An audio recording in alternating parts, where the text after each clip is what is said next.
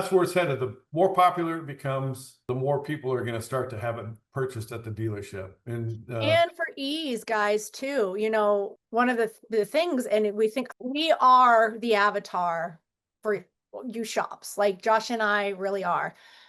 And we have 2 kids, we have a business, we're busy, but we believe in PPF on our car, we believe in coating, all that stuff. We have them on all our cars. But one of the things for us is the time. And we recently drove to a client that's 2 hours away, 2.5 hours away to get it done, 5 days, da, da, da.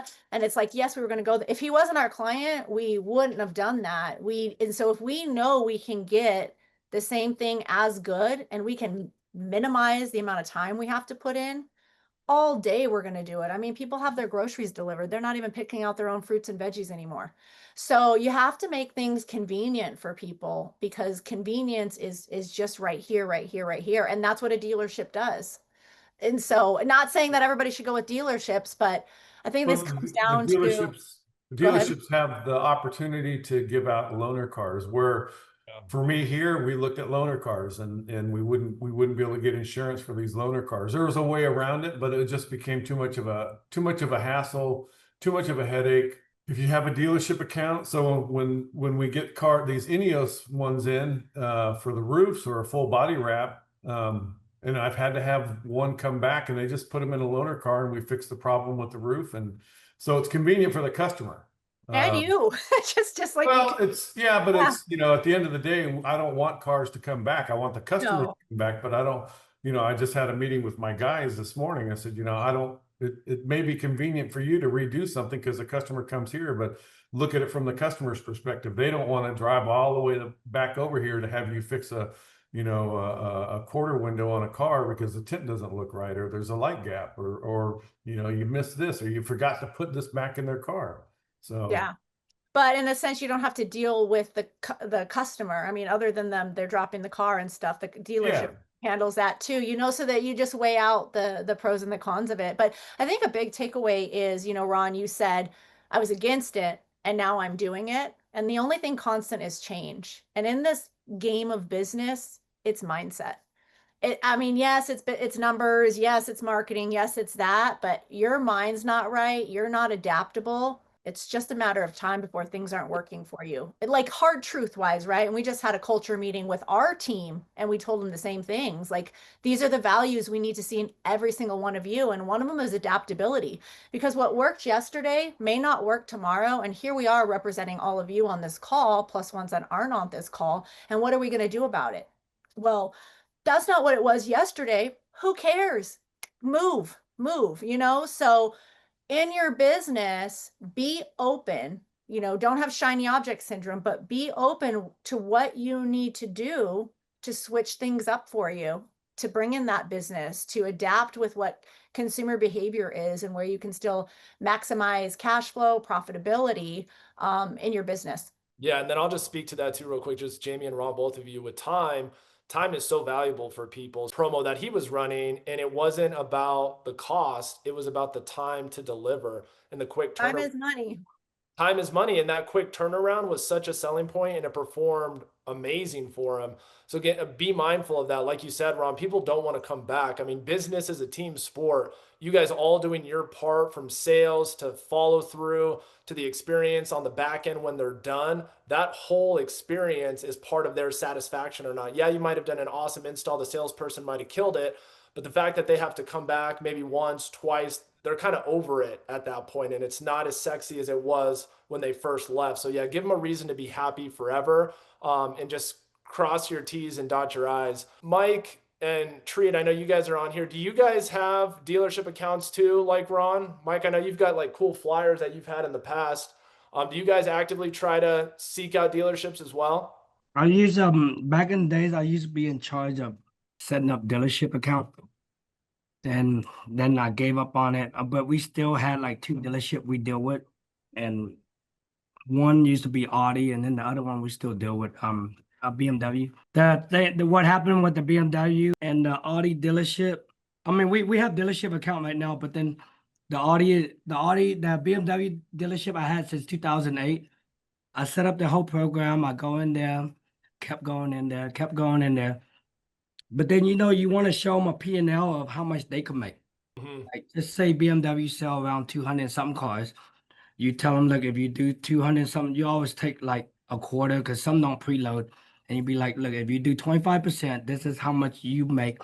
So we set up and they sell it for that price. At that time, we sold them 3M FX, and I think we sold it to them for like 198, and then they sold it for like $500 or Okay. 600. And then we told them how much they could get for it, and they actually sell it for that. And then we sold them crystalline, 3M crystalline for 450, and they sold it for 999. But then if you break down and put them a P&L, the dealership want to know how much they can make. So the Audi dealership and the GM Danny Posey, I did all that, and he gave me, I think our check was like 40 something thousand. He was grossing a few $1 million, and I think I had that dealership for about 4 years, and then they decided to take it in-house. It's going to happen, y'all just have to know it. There's nothing wrong with it. You know, if you have a really good relationship with that person, you know, you go on for a long time, or maybe that GM moved to another dealership, you'll get him again. But once you start netting with the GM, they all know each other and they always recommend you. I think building a relationship is with that GM is more important, because at the end of the day, there was so many people trying to take my account that he just wouldn't let it. And then there was people doing it cheaper, everybody, and he just wouldn't let it. You know, just a bunch of stuff, and you know, it kept a long time. And now he's a GM of Porsche. Oh, nice. You remember that letter I sent you? Yep, that's Well, him. he's in charge of Porsche River Oaks, and if you know anything about Porsche in the United States, every Porsche dealership is highly seek after because they're very educated on paint protection film. They believe in it. They're either gonna do it in-house or they're gonna sub it out. But those are your best bet, Porsche, and you can go in there. So we're actually working with 2 Porsche dealership. If you see the car inside here is a Porsche for the GM. You know, it's that one dealership, I think it's like over a $2 million deal, and then the other one probably a little over $1 million deal if we get the account. I don't see why we wouldn't get the account, but the process is a little bit longer. You can always put, so every dealership like Group 1, so you got Auto Nation #1, and then you got Sonic #3, and then Group 1 is #2. But they all have a credit card, so you don't have to do 30, 60, 90 days. It took me a long time to figure that out. So they actually have this program where they pay you right away. Or you could do 2 things. You could also implement a finance interest charge, just like, you know, a certain percent on it, and they'll pay it right away too. So you could do that, because I was tired of chasing money too. The Audi dealership took 90 days, and you know, I never messed with Danny and told him that it took 90 days. But then one day I say, Danny, I haven't got the bill for 90 days. And at that time, you know, I was like super small, like I was about to go broke. And so, you know, I had no choice but to walk into the office. He said, Mike, you know, I'm gonna introduce you to Melissa. She's in charge of accounts payable. So I introduced. I say, Melissa, come get a car wash. So every time I submit my bill, she moved my stack on top. So you know, there's different ways around it, but you just have to figure it out. But dealership are the best thing you can do, guys. I mean, think about it. You say that they're not paying you much. So you know, the Porsche dealership, we charge $1,400 for a full front, but you're not paying for a salesperson. You're not paying for, you No know, lead on Google. they're not. They are your sales force. You got to Yeah. think about that. You know, Yeah. you would have to pay somebody that kind of money. Like, you know, we got 6 people that are our service advisors, sales team. You would have to pay somebody, and you're just getting in this business. I mean, of course, you got to educate all these salespeople, but you got to be really, really good at it.